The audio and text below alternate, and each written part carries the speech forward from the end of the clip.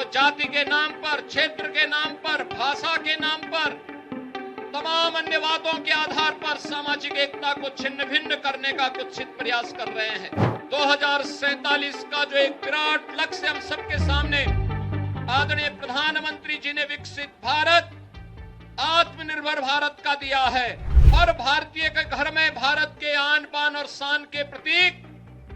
ये तिरंगा लहराया जाना चाहिए। राष्ट्रीयता का भाव प्रगाढ़ता के साथ हर जन तक, हर घर तक पहुंचे, यह हर घर तिरंगा और तिरंगा यात्रा के माध्यम से हम सब देख रहे हैं। हमारा देश अपनी आजादी के 78 वर्ष पूरा कर रहा है। आजादी के अमृत काल में और देश की स्वाधीनता दिवस के पूर्व आदरणीय प्रधानमंत्री जी के आह्वान पर भारत के आन बान और शान के प्रतीक तिरंगा यात्रा के आज के इस कार्यक्रम में उत्तर प्रदेश सरकार में मंत्रिमंडल के मेरे वरिष्ठ सहयोगी श्री केशव प्रसाद मौर्य जी, श्री ब्रजेश पाठक जी, मंत्रिमंडल के मेरे सहयोगीगण, सभी सम्मानित जनप्रतिनिधिगण, आज की इस तिरंगा यात्रा में उपस्थित सभी भारत माता के वीर सपूत हमारे युवा साथियों, हमारा देश अपनी आजादी के 78 वर्ष पूरा कर रहा है। आजादी के अमृत काल में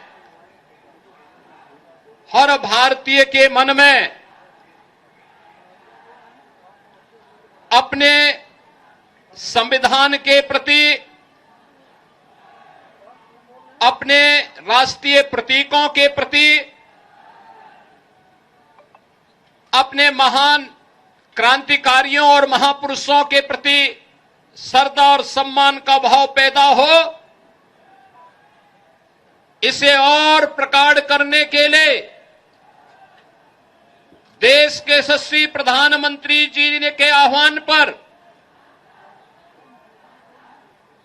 पिछले 10 वर्षों के अंदर राष्ट्रीयता का भाव प्रगाढ़ता के साथ हर जन तक, हर घर तक पहुंचे, यह हर घर तिरंगा और तिरंगा यात्रा के माध्यम से हम सब देख रहे हैं। ये तिरंगा यात्रा मात्र यात्रा नहीं है, ये भारत माता के प्रति, भारतीय महापुरुषों के प्रति, अपने क्रांतिकारियों के प्रति, वीर सैनिकों के प्रति हमारी कृतज्ञता भी है। आजादी के पहले समारोह के साथ ही हर गांव में, हर नगर में, हर जनपद में ये तिरंगा यात्रा इस बात का उदाहरण प्रस्तुत कर रहा है। आज हम उत्तर प्रदेश के अंदर हर घर तिरंगा के इस कार्यक्रम के साथ जुड़ रहे हैं। हर घर तिरंगा, सेल्फी विद तिरंगा, हर भारतीय के घर में भारत के आन बान और शान के प्रतीक ये तिरंगा लहराया जाना चाहिए, क्योंकि यह हमारे देश का भी और हमारे सैनिकों के भी सम्मान का प्रतीक है। ऑपरेशन सिंदूर में भारत के सेना के शौर्य और पराक्रम को, भारत की सामर्थ्य और शक्ति को दुनिया ने देखा है और भारत के सामर्थ्य और शक्ति को लेकर के आज जब दुनिया स्वयं अचंभित है, उन स्थितियों में हम भारतीयों का भी दायित्व बनता है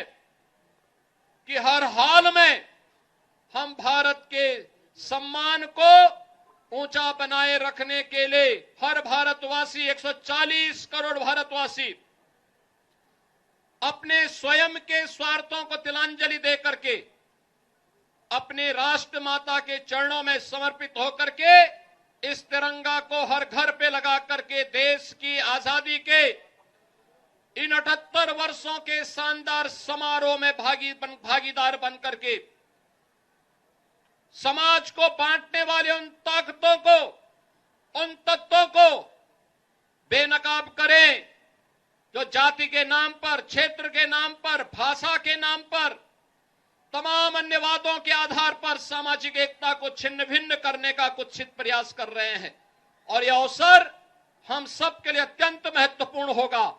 आज के इस अवसर पर, इस यात्रा के शुभारंभ के अवसर पर मैं एक बार फिर से आप सभी लखनऊ के युवा साथियों को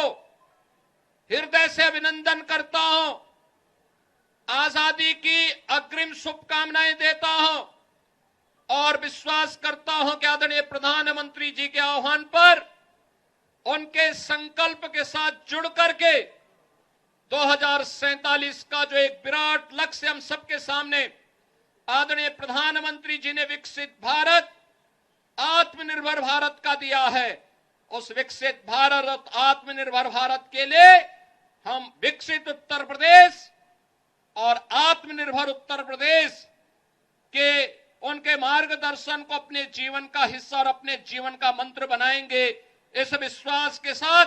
आप सबके प्रति मेरी मंगलमय शुभकामनाएं हैं। धन्यवाद। जय हिंद।